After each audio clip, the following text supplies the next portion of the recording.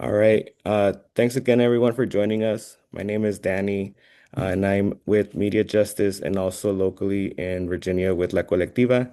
We're here today to learn as a community about the regional resistance against data center expansion. And to kick us off, just giving you an overview of the agenda. Um, we can go to the next one. We're just doing a quick welcome, and so if folks want to drop in the chat and like where you're joining us from, it'd be great to like just get a sense of where everybody's at. We're gonna have some initial grounding about like what are data centers, including the ways that they impact our communities as a whole, and why it is important to organize against data center expansion. Then we'll talk about the different ways that they are harming us from environmental impact, cost of living, the ways that role of public power are important interventions for this type of harm, and then also surveillance. And following that, we'll have some calls to action so that we can all continue this fight together. So now I'm going to pass it over to Mary Black, who is with the Black Hive. Let me make sure I introduce you correctly, Mary. Black Hive Policy and Advocacy Co-Manager at the Movement for Black Lives and is a community organizer based in Raleigh, North Carolina. So I'll pass it over to you, Mary, to share about why it is that you organize against data centers. Like, share a little bit about what are data centers, right? Why is it that these are such an important issue that we should be worried about? And why do you organize against them? And why should folks also be joining this fight? Peace, y'all. Um, so yeah, you can think of data centers as kind of a physical representation of your cloud. So anytime you open a map on your phone or you post to social media, you're probably accessing information stored in a data center. So this type of stuff is not new. Uh, but what is new about data centers is the way that specifically big tech has tied itself to creating manufacturing really this AI boom, artificial intelligence boom, which includes, you know, generative AI, like the videos that we see on the internet using AI. Um, and what is happening is that they are creating a massive build out of these infrastructure across the country, which has, varying impacts on the communities that they are next to, the cost to energy users. They use a massive amount of water, and they are using infrastructures and systems that are, harming communities and communities that have already been historically harmed by environmental issues, and other sorts of historic sorts of things that have happened to them, to be able to then build out these data centers covertly without a lot of transparency, without a lot of input from the community that they are around. And that's why I fight against data centers. I consider my praxis and how I show up in the world as an environmental justice organizer. And so it has to center people who have been historically impacted to in the decision-making power. And that is not what data centers are. They're a massive grab from the tech industry to, create a future that they want to see and builds out this like tech future that doesn't include regular people. And there's just so many ways that it's a very intersectional issue that touches on a lot of different things, both from a social, economic, as well as environmental and health lens. And so that is why I organize around data centers. Um, yes. Thank you so much. And why do you think that it's important for our communities to build up this fight? And in particular, I think we have been exploring about the reason to like really fight to like stop the expansion of data centers, right? So yeah, what do you have to share about that? Why is it important to fight this expansion of data centers?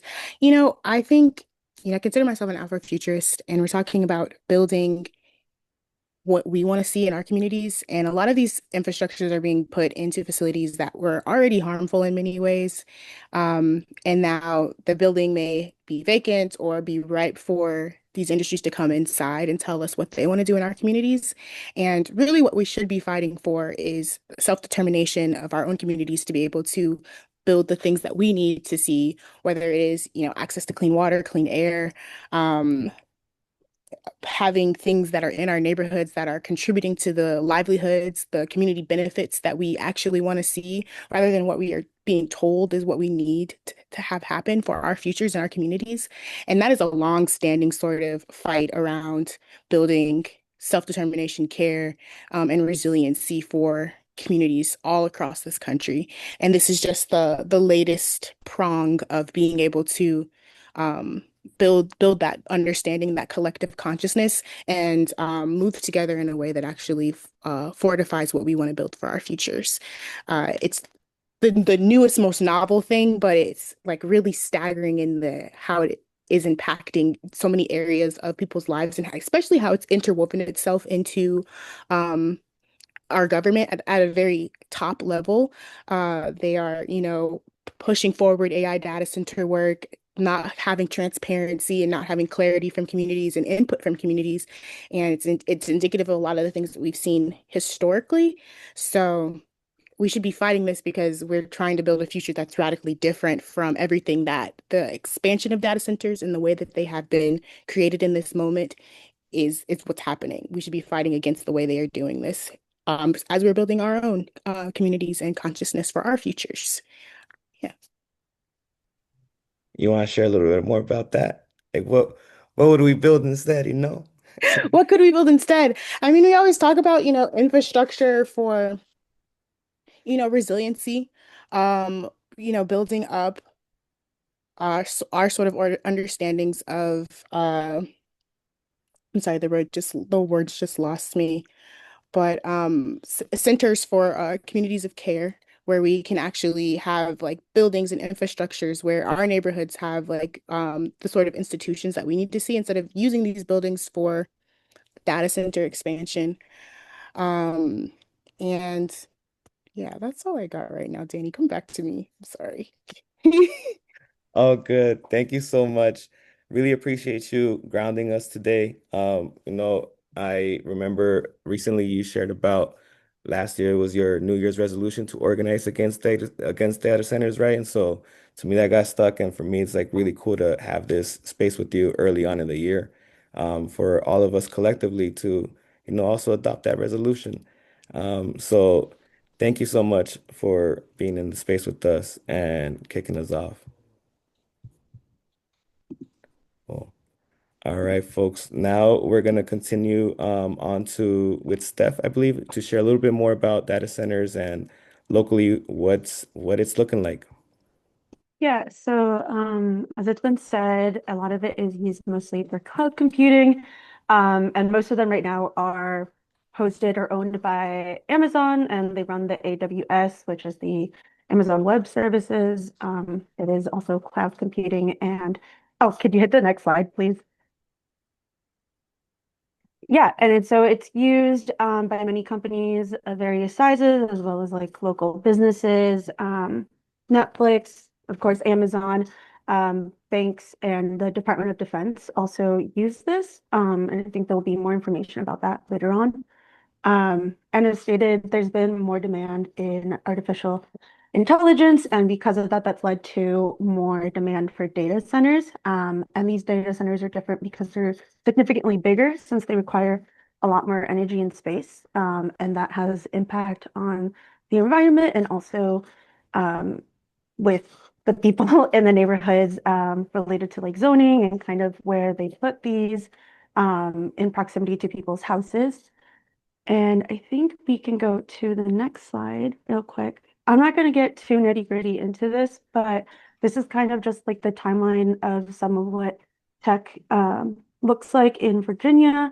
Around the 1960s, they were used by government agency, not quite a data center yet, but that was the Defense Advanced Research Project Agency that created a computer network that was kind of the precursor to the internet. And then in the 1990s, the AOL company based in Fairfax moved to Loudoun Company, and that led Loudoun County, and that led to a lot of infrastructure with fiber optics, which led to more businesses wanting to get in there because that was ideal for them to build up their data centers. Um, Equinix was the first one that built a data center there. And in the 2000s, like right now, the use of internet growth kind of continued to drive the demands of said data centers to continue to support cloud computing. If you can go to the next slide, please. And so how data centers ended up in Virginia was a lot of factors, but a lot of it led to kind of cost. Existing infrastructure leads to lower construction costs, and then also the land could be affordable. And part of that leads to the incentives, just because Virginia really wanted them to be here. And so part of that was tax credits, where they would be able to kind of have lower costs under certain conditions. And some of those are what leads to the promises of state and local economic growth. So they would be able to get these tax incentives based off of them meeting certain job requirement data, quotas, and as well as like within what timeline. So if they said we will have 20,000 people working, the state of Virginia would make sure that that is true in order for them to continue to receive their tax incentive. And I think if y'all want to think about how many data centers we currently have in Virginia, feel free to drop it in the chat. And if you also kind of just want to give a guess of like where they're mostly concentrated, either in like the region, the city, feel free to drop that in the chat as well. But, oh, 20, I wish. Yeah, okay, I see so many numbers. Yeah, if you can go to the next slide. So the United States currently has about like 3,900 plus data centers. This number is kind of not necessarily the most exact just because the definition of a data center can vary by region and by state. For some, it means up and running, and for some, it means the land is there and they're starting to build it. Virginia currently has around 665 at the moment. And the top three Virginia locations, as some folks have guessed, is Ashburn with 128 centers, Sterling coming up next, as well as Richmond. Um, and there is continued expected data center expansion in the three regions of Central, Southern, and Southwest Virginia. And Central Virginia currently houses a lot of data centers for banks, Facebook, and for Southern, Microsoft, and for Southwest Virginia, they currently house Northrop Grumman. And I think I can pass it over To me. Great. Thank you. My name is Ting, and I am the Northern Virginia organizer with the Chesapeake Climate Action Network Action Fund. And I'm going to talk a little bit about the environment and some community impacts of data centers. Um, so first, talking about siting, where data centers are put. Um, they, as you just saw, are being put all around Virginia. And a lot of them are concentrated in Nova, but that's increasingly getting spread throughout the Commonwealth. Um, and where they are placed can threaten forests, can threaten historic sites, residential areas, historic sites, and cultural landmarks, such as Black cemeteries, which is the case in Northern Virginia, tribal nations and indigenous communities, wilderness areas, state parks, federal lands, lots and lots of other kinds of like um, purposes to land use can kind of get taken over. Um, and where they're placed also can threaten smart growth and affordable housing construction. They're sometimes placed very close to metro access, for example. And I don't know that this has been mentioned yet, but once data centers are constructed, they actually house relatively few human beings in terms of like jobs being on site. You'll have just a handful of workers who are there. The really they're just big concrete buildings filled with servers, and only a few people. So they're not the type of building that requires access to metro, and they're not going to be part of like a vibrant type of smart growth situation where there's also residences and and shops and things like that. They're really just sitting there with very few workers inside. They also introduced noise pollution to neighborhoods in addition to air and water pollution, which we are going to go into in a minute. Next slide, please. Okay, so in terms of water, um, water quality and water access can be threatened by data centers. Across Virginia, data centers consumed over 2.1 billion gallons of water in 2023, with 1 billion consumed by Loudoun County's data centers alone. And a single data center can consume as much water as a city of about 50,000 people. And I see somebody in the chat mentioned light pollution as well, which is a great point, and I didn't include that here. But thank you. One other example, in Virginia, the Caroline County Water Authority proposed to increase water withdrawal from the Rappahannock River, largely to allow 2.4 million gallons of water to two data center facilities. One problem with figuring out data center impacts is that transparency is really limited. That goes for energy use and that also goes for water consumption. So in some cases, we really don't know exactly how much water is being used from our water table. And we'll talk about energy in a second, but how much energy is being consumed. And there are very few restrictions in place on how much water data centers can consume.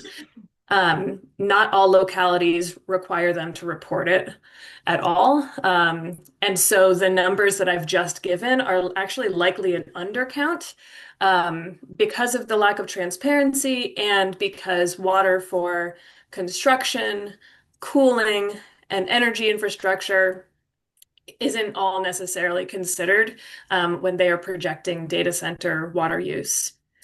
There are also concerns about data centers introducing forever chemicals or PFAS into watersheds, and those have not yet been fully studied. And I'm going to toss it to Sophie to talk a little bit about public health. Yeah, hi everyone. My name is Sophie Saw. I'm here to help with the environmental impact section.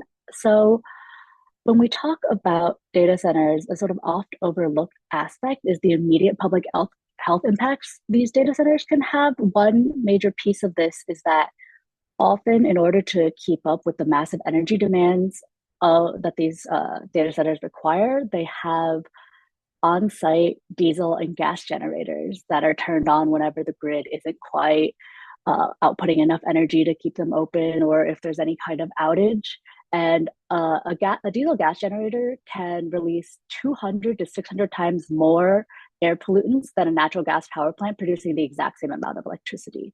So even when they're used in a backup capacity, like research indicates that training a single AI model can produce as much air pollution as more than 10,000 round trips in a car between Los Angeles and New York. In addition, these generators are increasingly being pushed to be used in a more full-time capacity. When Elon Musk opened up his XAI data center in Memphis, they were running 35 methane turbines full-time because they didn't have access to enough power, in their view, to run their systems. So in addition to what are estimated to be like these part-time generators, increasingly these new builds want to be increasing that by orders of magnitude. Next slide, please. So these air pollutants have really serious impacts on human health, including asthma, heart attacks, even cognitive decline. One study that looked at the potential rise in health impacts because of the growth of data centers compares It estimates that the amount of data centers, the amount of energy consumption dedicated data centers in the next few years will double from what it is now, and that will lead to an increase of 600,000 estimated asthma cases, 1,300 premature deaths, and an increase in a third of annual asthma-related deaths. In addition, they're looking specifically at Virginia, looking at the 2023 emissions from diesel gas generators, specifically from data centers. There's an estimated $150 million worth of public health costs. And that's just the reality we're actively living in right now. Oh, and someone's asking about the specific health impacts of if there's a radius. So the study I was looking at, the number I'm talking about, because of how air pollution works, they're looking at impacts as far as Florida. It's obviously the impacts are most concentrated in a local context. And if you look at the work that folks at MCAP are doing in Memphis fighting the XAI data center, you can really see how their air quality conditions, which are already pretty bad, have degraded. But yeah, these health impacts go far and wide, not just in our own backyards. Next slide. And Ting, back to you. Okay, back to me. A little bit more about local air quality impacts, which Sophie already touched on. I can't emphasize enough how bad the diesel generators are. They leak toxic chemicals and particulate matter that, as Sophie mentioned, can cause and exacerbate conditions like asthma and cancer. Even diesel generators that are only for emergency use, and this has been a recent question in Virginia, need to run regularly, often daily, for maintenance reasons. And the industry in Virginia has been looking to get permission to run diesel generators, these very dirty diesel generators, even more often, even in the case of non-emergencies, which is a big deal, especially for the communities very close to these data centers. Data centers' huge energy demands also often mean that dirty energy, like coal plants, are staying online longer than planned. And new gas infrastructure, such as gas plants and pipelines, are being built. Dominion Energy in Virginia, for example, has proposed from 6 to 8 new gas plants across Virginia, and they're proposing that directly because of data center build out. Residential use of power is flat in Virginia, if not going down slightly. So any new build out of power plants is really directly related to the build out of these data centers. Data center expansion is therefore returning communities to rely on fossil fuels, and it's reversing our climate progress. Climate and clean energy goals outlined in state laws, such as the Virginia Clean Economy Act or the VCEA, are at risk of being undone because legislators are now fearing that they are unachievable. Even these laws that they put in place with climate goals, they only put in place 4 or 5 years ago. The landscape is just so different now with how many data centers are here and being proposed in this AI boom, that it's having serious impacts on climate targets. And monopoly utility companies like Dominion are using Virginia's data center growth as an excuse to build out lots of new fossil fuel infrastructure. Therefore, carbon emissions are expected to triple by 2035.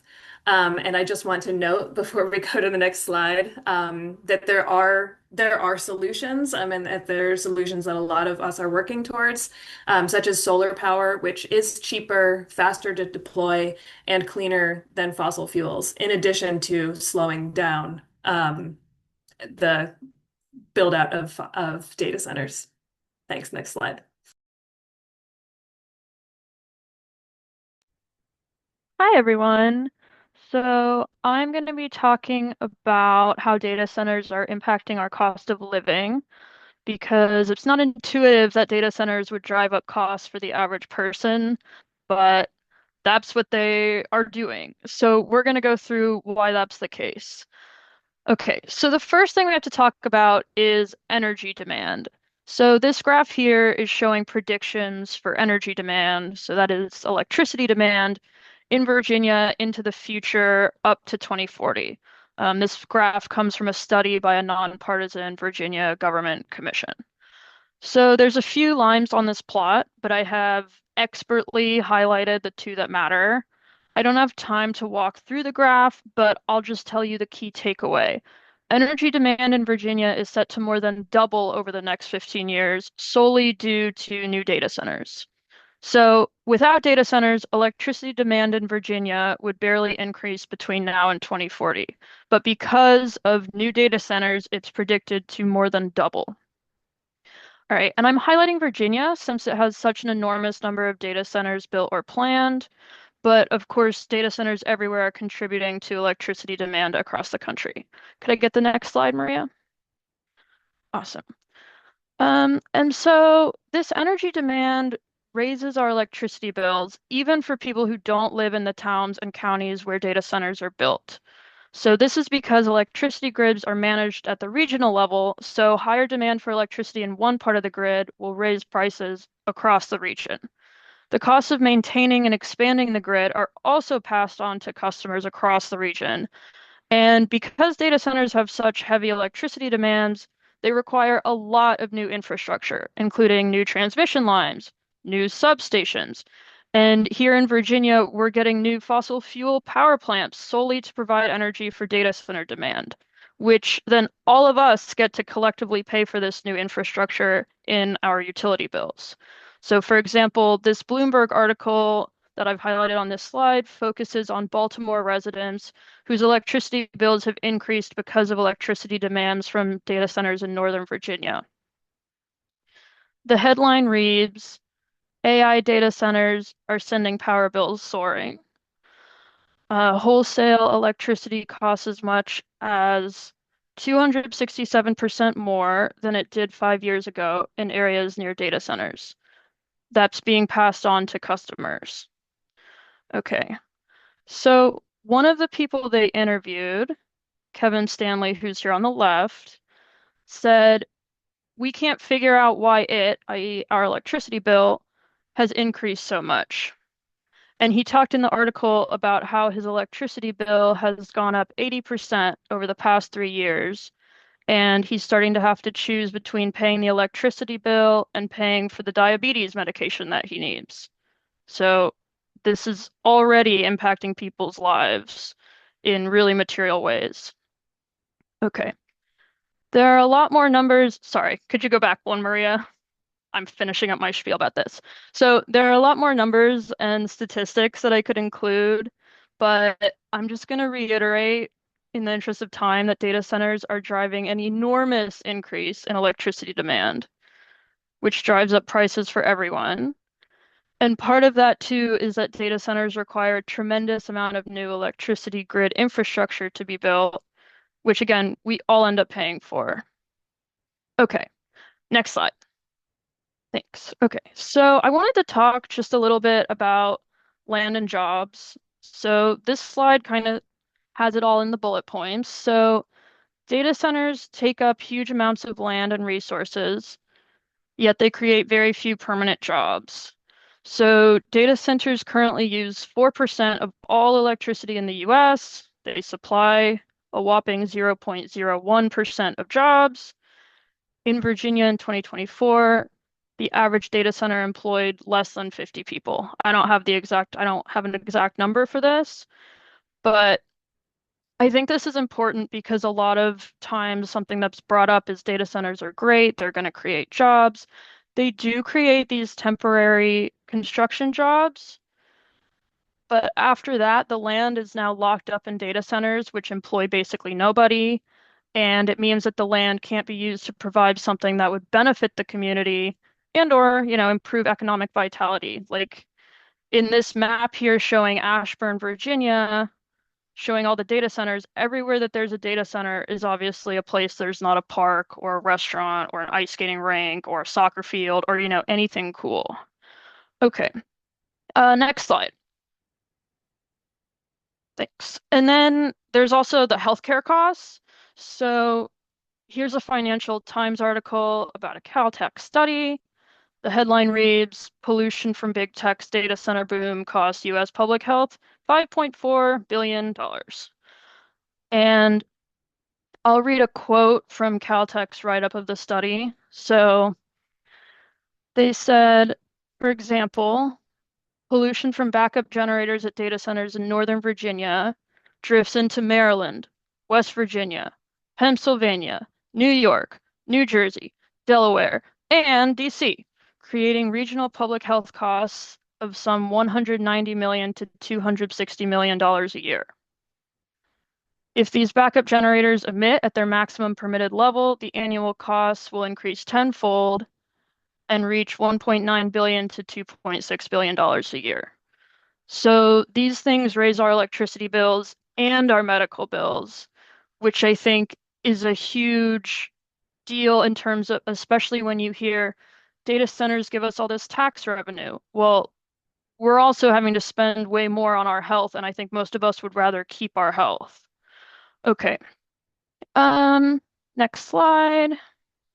So one more thing to talk about. I don't have a ton of time to really get into this, but many signs point towards the fact that data center and AI growth are in a bubble that is not going to pan out. So most of the demand for computing power that data centers are designed to fulfill is projected, not actual. A lot of it relies on magical thinking in Silicon Valley and predictions about AI that have no grounding or proof. It's just kind of, oh, I think in 5 years we're going to have a perfect AI robot that does everything. And so if slash when the AI bubble crashes, communities will be left paying off expensive infrastructure and dealing with the fact that huge amounts of land are taken up by data centers that are full of toxic materials and they're not even turning a profit. Okay, next slide. And so the last thing I'll say is that the electricity utility companies and the grid operator themselves are really, really into data centers because the more demand they can project and the more infrastructure they can build, the more money they can make. So I just stuck in a press release from the Southern Environmental Law Center. So the headline reads, New report exposes inflated load growth projections from data centers in the Southeast. New analysis shows that utilities are planning for demand growth that has an approximate 0.2% chance of occurring. So yeah, they're really hyping it up. And I'm just going to read a quote by Megan Gibson, who's a senior attorney at SELC. She said, it's important that we slow down and look at the evidence that not only is there less projected demand than these utilities want us to believe, but there's also significant downsides to building all the utilities' proposed gas power plants and pipelines that will end up as expensive stranded assets on the backs of Southern ratepayers. If utilities are allowed to run wild, overbuilding gas infrastructure for power demand that likely will not exist, Southern communities will end up paying the price with their pocketbooks and health. So I think that's a really useful quote. And one final slide in this section, Maria. Thanks. So here I just put in a screenshot of the website for Dominion Energy, which is Virginia's electricity utility company. And it just sort of gives you a sense of how warm and welcoming they are to data centers. You just click one button and it takes you to this delightful little form where you can tell them exactly how big the data center you want to build is. Yeah, so Dominion makes money off the demand for energy, so they have a really big incentive to be as welcoming as possible to data centers. And I'll hand it to Cynthia. Thanks. Hi, everyone. My name is Cynthia. I'm a member of We Power. We Power is a campaign for a publicly owned utility for DC. I'm going to start by talking about what is public power, using DC as an example, and then go into some ways a public utility can advocate and respond to increasing data center development for community benefit.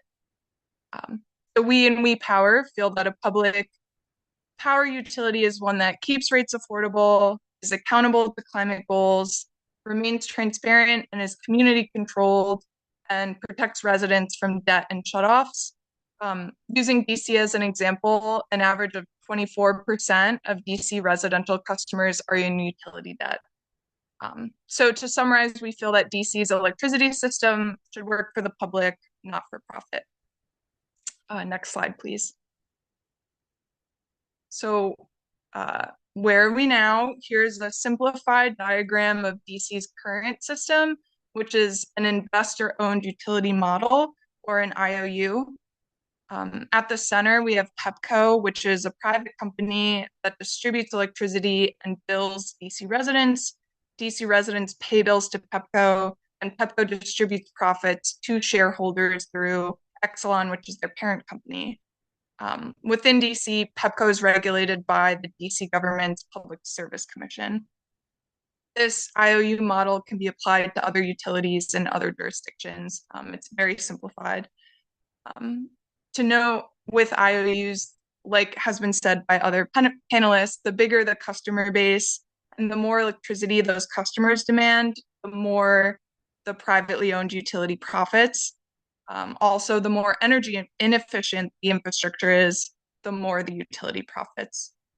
In DC, Pepco submits paperwork and justification to the Public Service Commission to approve its electricity rates.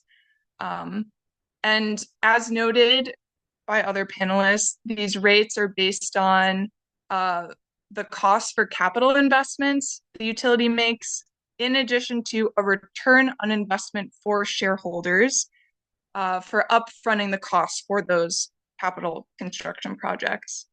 So with more data centers coming up, utilities upgrade their infrastructure to meet the data center's energy demand, and those capital costs get included within the formula to calculate new electric rates that then gets applied to all rate classes. So this effectively distributes the cost among all ratepayers. Next slide, please. Here's a simplified diagram of what we want and what We Power is advocating for, which is we want DC residents to have more oversight and governance over our utility, which we want to distribute electricity, bill residents, and redistribute earnings into the community. By being not-for-profit and locally controlled, public utilities are better positioned to protect existing ratepayers from the high cost of infrastructure expansion, as they don't feel the pressure to prioritize shareholder profits. Next slide, please. Here are some benefits to public power in the context of data centers. Firstly, public utilities have direct control over infrastructure. So public utilities are governed by local boards or city councils who are beholden to voters and make decisions for community interests. Public utilities can more easily be influenced and be mission-driven to set up contractual protections for the community. So an example is requiring data centers to pay for necessary infrastructure upgrades upfront rather than passing those costs on to ratepayers. An even better requirement would be to require the construction of renewable energy generating systems to meet the additional energy demand of data centers, or mandating closed loop water systems and legally binding community benefit agreements. Also, the not-for-profit focus of the public utility can result in contracted expectations with data centers. So for example, if a data center closes before the costs of the new infrastructure are fully paid for, residents would not be stuck paying for these now stranded assets. Additionally, contracts between big tech companies and utilities are often hidden behind NDAs. And with a public utility, we can force the process to be more transparent. Secondly, public utilities have regulatory flexibility and independence. Typically, utilities have different rates for different types of customers, such as residential and commercial. But in response to data centers, there are efforts across the country to create a separate rate for data centers. With a public utility, they can more easily implement that specialized rate class that charges high load users more equitably. They also have quicker decision-making timelines, which allow for faster action and on decisions regarding service extensions and rate structures. And finally, a big benefit of public power is how it relates to labor. A public utility with the mission of making decisions for the benefit of the community, there's a higher incentive to provide and plan for high quality long-term jobs. As We Power, we're advocating for including union representation in utility management and governance. And next slide, please. I also wanted to mention the limitations of public power within the data center conversation. Utilities almost always have an obligation to serve, meaning they have a legal obligation to serve any customer who moves into their territory. There are also some financing constraints. And I put this on the benefits slide, but having the ability to make decisions quickly can also become problematic. With decisions tied to the government, they are often influenced by elected officials who are technically accountable to voters. However, they are also motivated by the pressure for economic development and job creation and may see things on a short-term benefit perspective, which, as other panelists have mentioned, is the creation of temporary construction jobs to build the data center. Instead of looking at things through a long-term benefit perspective, which is that the data centers don't provide many permanent operations jobs, and there are further downstream environmental externality impacts. All this is to say that activism doesn't end with public power. There's a continued need for community organizing and engagement with the local decision-making process, which will be talked about in later slides. Thank you. Next slide.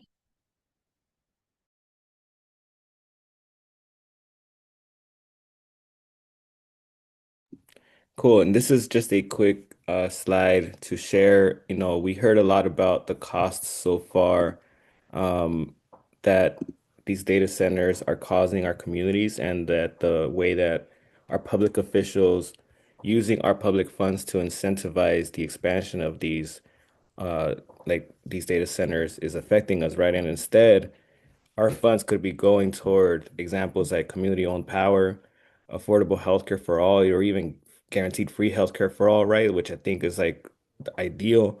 Public education, for and public and affordable housing, making sure that we have that our communities have what we need, and that is possible if we're able to have people like self-determination instead of big tech and public officials colluding in these ways, right?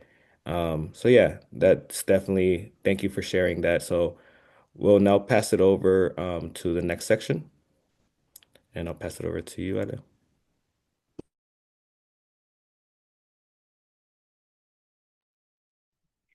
Yes. Hey, everyone. My name is Maria Alejandra. I use she, her pronouns, and I am one of the co-chairs at Charlottesville DSA currently. And I work with Amanda on our Eco-Socialist working group.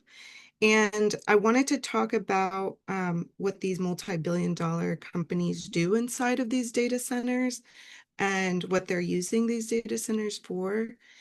So one of their excuses for needing these natural resources, land and water, they say to train their AI models.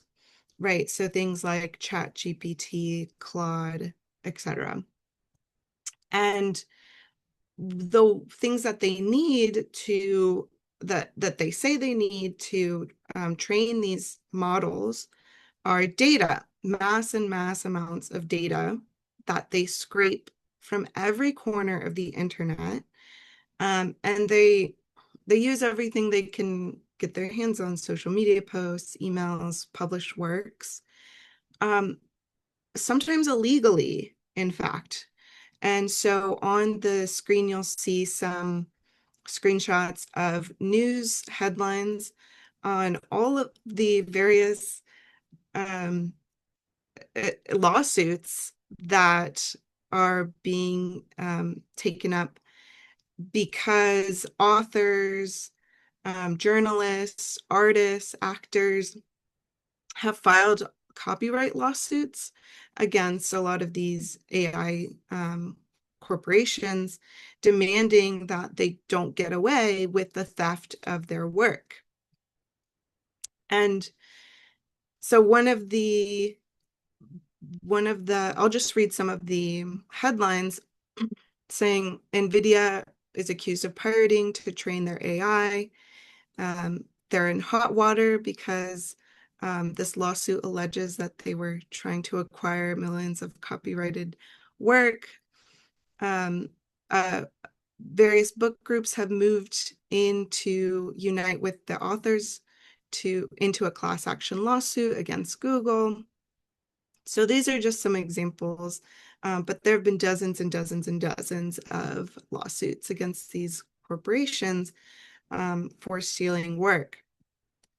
And then what we've seen happen is when representatives from both sides of the aisle, both in our states legislatures, but also in federal legislatures, when some of these representatives are responding to requests from their constituents to regulate AI and to crack down on some of these, illegal actions from these corporations, then that's when you started hearing AI corporations start to use the excuse of, well, we need to stay unregulated so we can compete with China. And so this just is another way for these corporations to try to push back on really necessary regulation for this technology. And they are trying to say that losing to China is what's going to happen if we start regulating these corporations. But the reality is that China's AI industry is highly regulated in comparison to the United States. So these are false claims, and these are claims that are trying to say that regulation will stifle innovation, but those are unfounded. And as Amanda mentioned earlier, there's a potential AI bubble coming because these corporations are not turning a large enough profit to cover their costs. And so ultimately, their claims that AI will lead us, oftentimes we'll hear, if you watch any news interviews with some of the leaders of these companies, they'll try to convince us that AI, we need it because it's going to send us into, a utopia, and it's going to fix all of humanity's problems. But I find these arguments to be convenient, and ones that are useful for pushing their plan to grow as large as possible at all costs for their private gain, right? These private-driven companies are desperate to push their commercial products on us. That's why you see this push for AI software to replace teachers, for example, in schools. Instead of hiring more teachers, We're being convinced that our public funds should be actually used to ensure that we don't need to pay more teachers for a better classroom ratio. We can just use AI software to help teach our kids. Or, you see these insurance companies are using AI software to what often ends up happening is the AI software is denying medical claims in mass. And then a lot of our communities are also witnessing, the use of AI facial recognition cameras to further police our people. And so this is kind of like the direction in which these corporations are using data centers for, is to continue to surveil,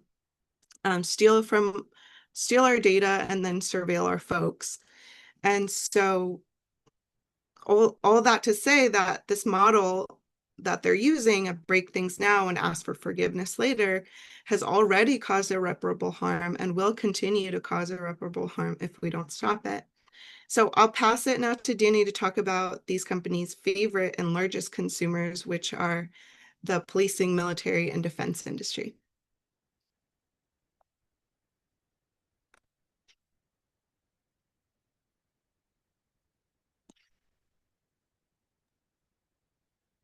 Thank you so much. Yeah, as folks just heard, data centers and the mass expansion of these, particularly AI hyperscale data centers, is in parallel with the mass expansion of big tech surveillance as well, in collusion with public officials. And like the far worse examples that we're seeing under, sorry about that, everyone, under the Trump regime, right? But we know this, and I credit organizations like Freedom to Thrive for this image, where it's clear that there are many mechanisms that police agencies are using to identify, track, surveil our people, and criminalize them, and continue what this country has been doing through mass incarceration and the prison industrial complex. And so that's the way that we are bridging these different issues that many of us organize around, right? Recognizing that big tech is harming us when it comes to our environment, our planet, our and then harming us when it comes to the cost of living, and then also uh, being having tech weapons that are being weaponized to target our loved ones. We can go to the next slide.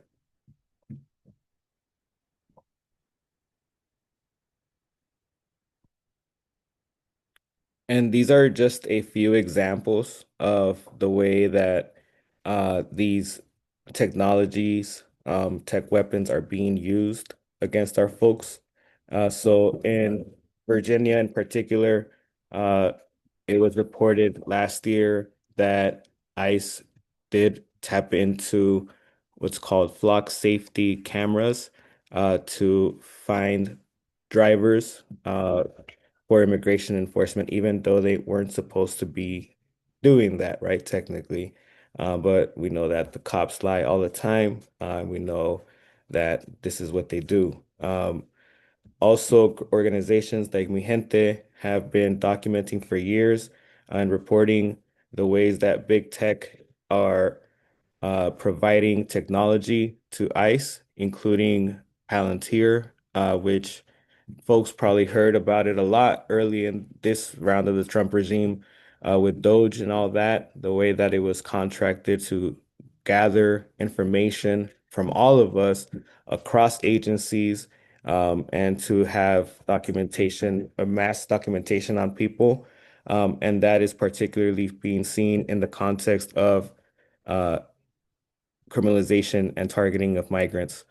Um, we also have seen that, for example, Amazon Web Services has hosted mass databases like HART, HART, which is a biometric database that DHS has been building over years. And then another example is this latest partnership, which is super dangerous, between Amazon's Ring, which is, many folks have the little cameras, and then again, this company that I just mentioned, Flock, which is a corporation that is doing all sorts of surveillance, including drones. Maybe folks have seen the, license plate readers along the roads, which are rapidly expanding, and other types of cameras and surveillance as well. So these are all interwoven. I also organize and support folks in other places, including, like, for example, in Texas and Amarillo, where folks are organizing against a huge, huge data center project proposal there, nearly 6,000 acres. And one of the first rumored contractors was Palantir, right? And so it's definitely goes hand in hand, the way that these big tech corporations are building out this dangerous agenda. Um, and now we're gonna like, just the other thing real quick, is that there's just like one figure that really caught my attention, that between June 2024 and May 2025, agencies conducted over 4,000 searches using Flock connected license plate reader systems. So again, this is something that is rapidly increasing, and we do have to think about protecting our communities in all these ways, including fighting against big tech and surveillance. So now we're going to shift over. I know folks, like, this is a lot of information, and folks are probably like, what can we do about it? I did want to highlight a question that folks had in the chat about how to fight data center expansion. I'm going to drop a few links in the chat right now, which is a couple of resources of just like the cost of data centers and then how to fight back. And now we're also going to have a section for calls to action, and I'll pass it over to Ting. And then we'll hear from Sharon, who's going to share about the Fluvanna fight, and then Taylor, who's going to share about the fight in PG County in Maryland, and then Sophie of ways that other folks can plug in nationally, and then a few more invitations. So I'll pass it over to you, Ting.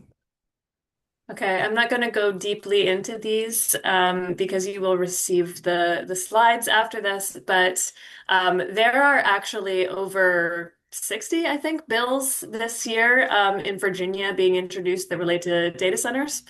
So here are just a small handful of those, that I wanted to highlight, that you could consider researching and supporting if you're interested in those. I'm happy to answer questions about them, and I'll put my email in the chat. Next slide. And we also have a variety of upcoming events and calls to action for Virginia and DC. Tomorrow night, we have a phone bank, a call-in night, of action on data centers that CCAN Action Fund, my organization, is hosting. And again, you'll receive all of these links. And then there are various lobby days. Sorry, I'm going a little fast. Various lobby days happening in Richmond. Those are kind of all-day affairs, and they start early in the morning because of how legislators' schedules work. But those are January 29th, which is a no new gas for big tech lobby day. February 9th is the Virginia Data Center Reform Coalition's Data Center Reform Lobby Day. And then CCAN Action Fund and Virginia Sierra Club are hosting a climate lobby day on February 17th. Yes, I can post those to the chat. I know that was really quick. And then we also are including here, We Power DC's Public Power Pledge. Next slide. Okay. There are also a number of Maryland bills, but highlighting the one that's in the darker blue in the bottom left corner, the Data Center Demand Response Act does not yet have a bill number, but that is one to look out for Maryland. The others are kind of more tangentially associated with data centers, not as directly. And again, we can put more information in the chat. but lots to get involved with in Maryland and Virginia during these legislative sessions. Next slide. Um, and these are all Maryland events. So if you are in Maryland, we have virtual lobby trainings happening. Um, one is tomorrow. We have postcard writing parties. There are also some local hearings happening or local sessions. So Charles County Planning Commission, there is one to join on February 2nd. And February 3rd, Montgomery County has a community forum on data centers. Then February 5th, we have more lobby training. Next slide. And there are some other like lobbying and phone banking opportunities there, as well as February 24th, public hearings for the data center force bill and zoning amendment. Again, these are all Maryland, and there's a QR code there on the right for Beth, who is my Maryland colleague, if you're interested in getting in touch with them. And next slide.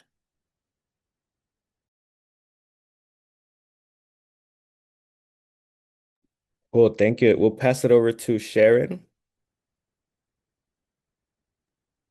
Hi, thank you so much. I'm Sharon Harris, and I work with Fluvanna Horizons Alliance, and we're a group of local citizens who really came together to kind of make sure that we have a equitable, sustainable, and healthier Fluvanna County. And we started it a little while ago, and not too long after we formed and started, we learned that Tenaska, which is some of you may have heard of it, it's a Nebraska-based billion-dollar energy developer that actually has a current plant in our community right now that is a $1,100 megawatt power plant and has been in Fluvanna since 2000. We learned very late in the game last summer actually that Tenaska wanted to build a second power plant in our rural residential area. We learned late because the developer had our county leaders bound by an NDA. And so we sort of found out, one of my friends got a letter. The developer let people in the community know, just very few people who lived around the community, around the plant know, and we're really controlling the information. So we found out and really started kind of organizing.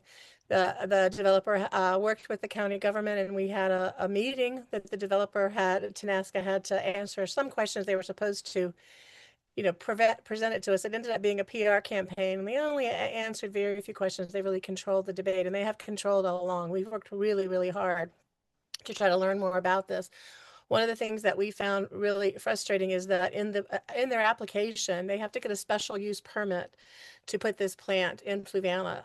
In their application, they promised that they would give traffic studies and health studies and environmental studies only after they received the permit, which made our community very frustrated, and we really organized and rallied and pushed for our planning commission, which is the body who does the first look at whether this fits in our community.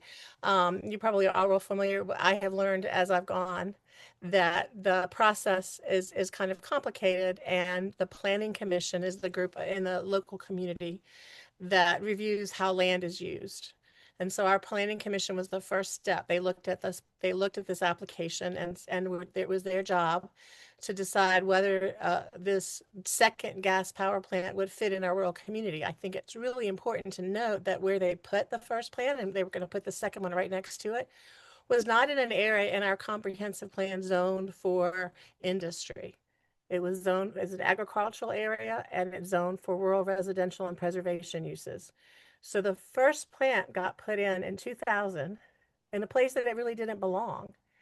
And one of the things that we've learned in advocating as a community is that there were some procedural problems that our county had. They did not conduct what is a required code step to have the planning commission decide whether this plant that they were building in 2000 fit with our comprehensive plan. Was it substantially in accord with our plan? And that's a legal step that's required by the counties. Our county didn't do that. They skipped that. We don't really know why.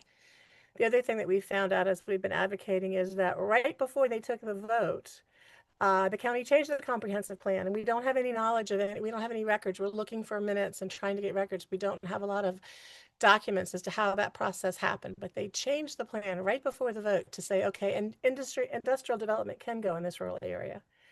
They changed it, they voted, they approved the existing plant, and then a couple years later changed the law back to say that this area has no, that there should be no industrial development there. So these are some things that we found kind of along the way. One of the reasons that we organize is so that citizens can know more, because it feels a lot like local government sometimes don't really want to be very transparent.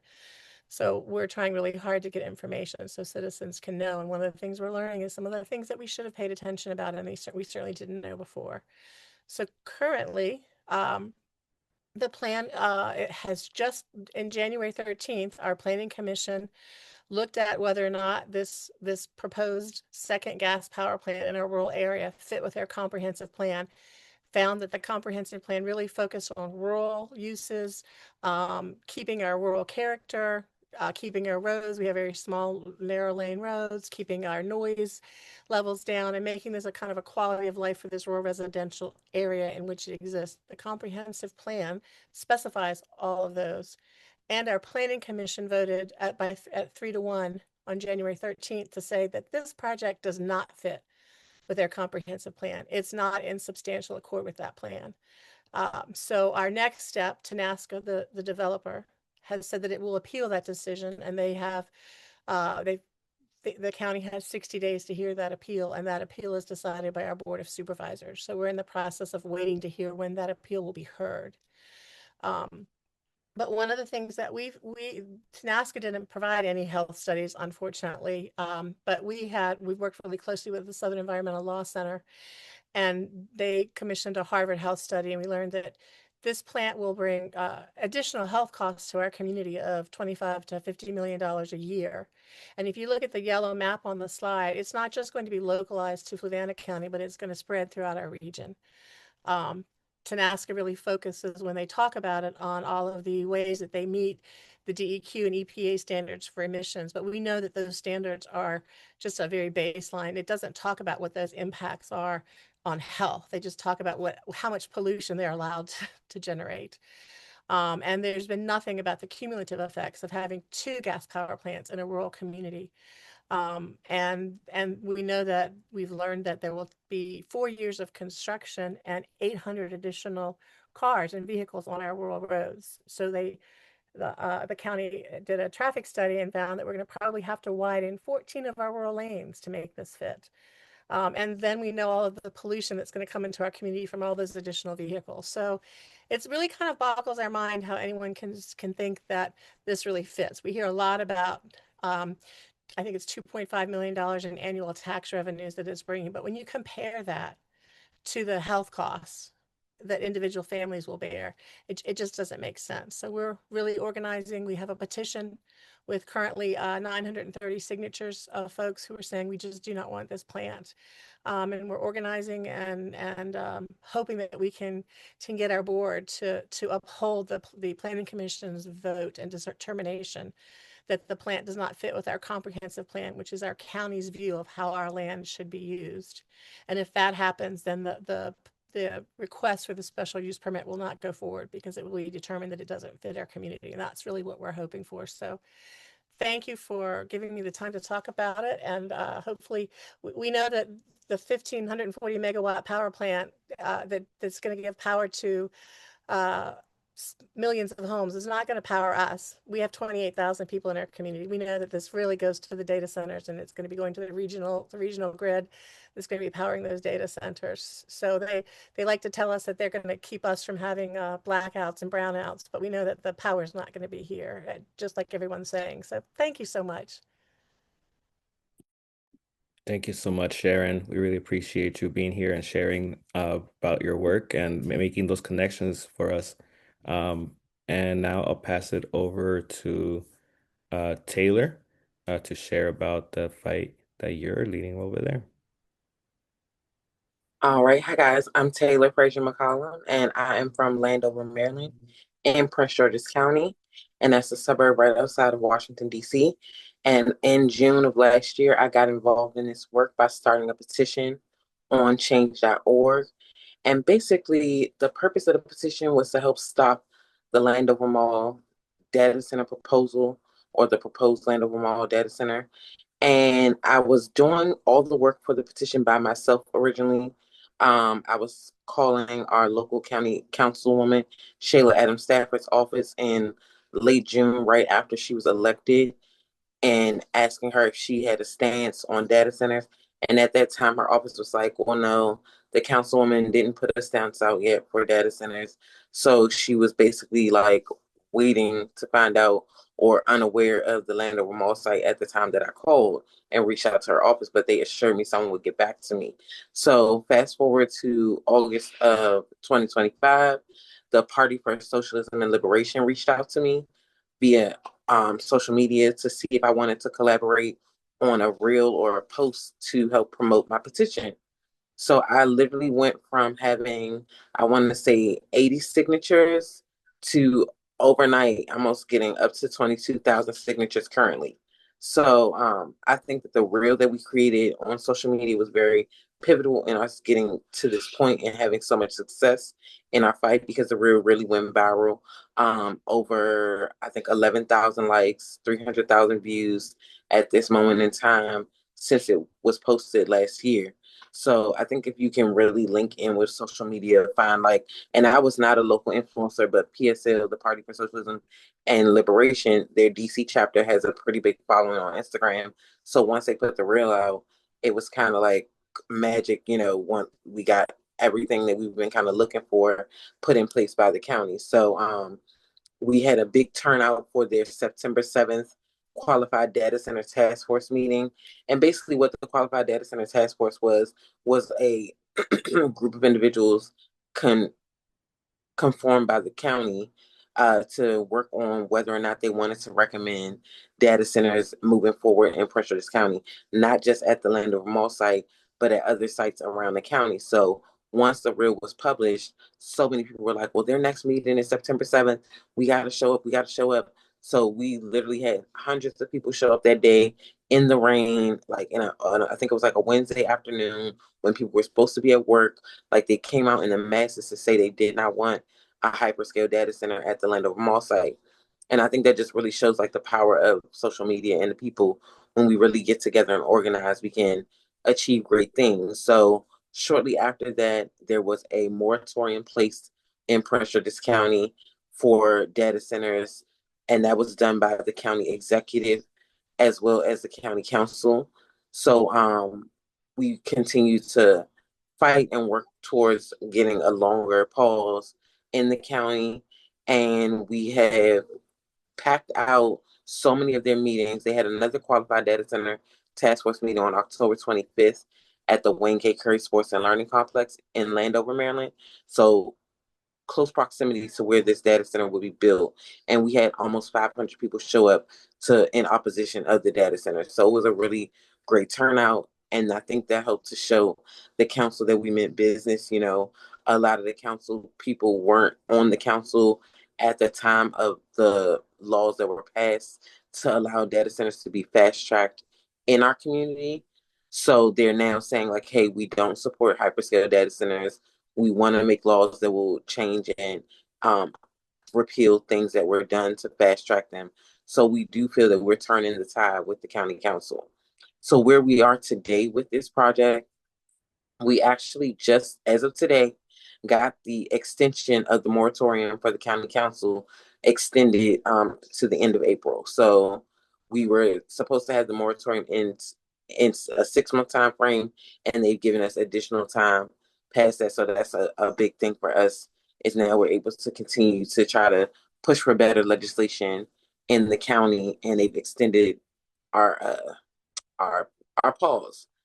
And we are continuing to have community meetings where we're dialoguing with local residents and other stakeholders in the community on what they want to see as far as hyperscale data centers go.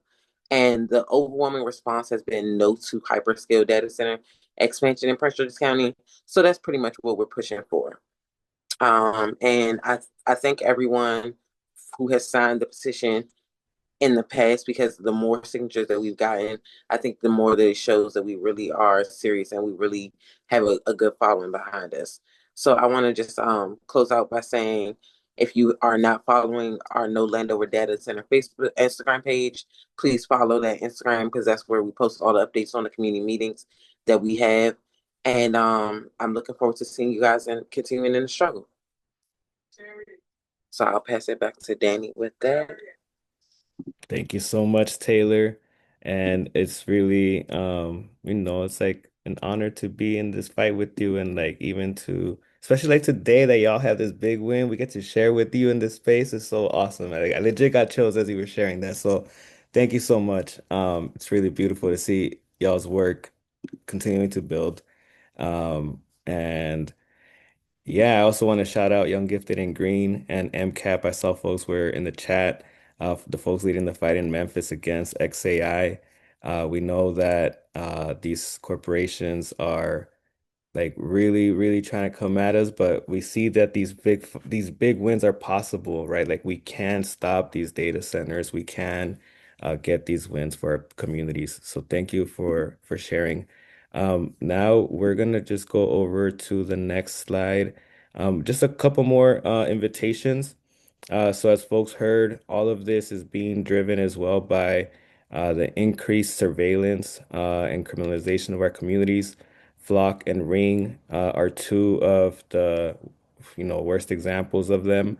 And they just announced, for example, a partnership at the end of last year that they are now working together to continue their integration into policing and surveillance. There are plenty of examples of the ways that, uh, LAPD back in 2020 tried to tap into Ring cameras to try to identify protesters, to the way that Flock is also being used to track migrants. So that is what we're going to start learning about next week, Wednesday, February 4th at 6 p.m. We'll have presenters from the Electronic Frontier Foundation, the Black Solutions Lab, Stop LAPD Spying, and the University of Washington Department for Human Rights. So it'll be a great space to learn. The next slide, please. And also an invitation for Take Back Tech, which is a national gathering that is co-hosted by Media Justice and Mi Gente. That will be in April 17 to 19 in Atlanta, Georgia. Registration is now open, and takebacktech.com is where you can find more information about the gathering and also access the Solidarity Fund.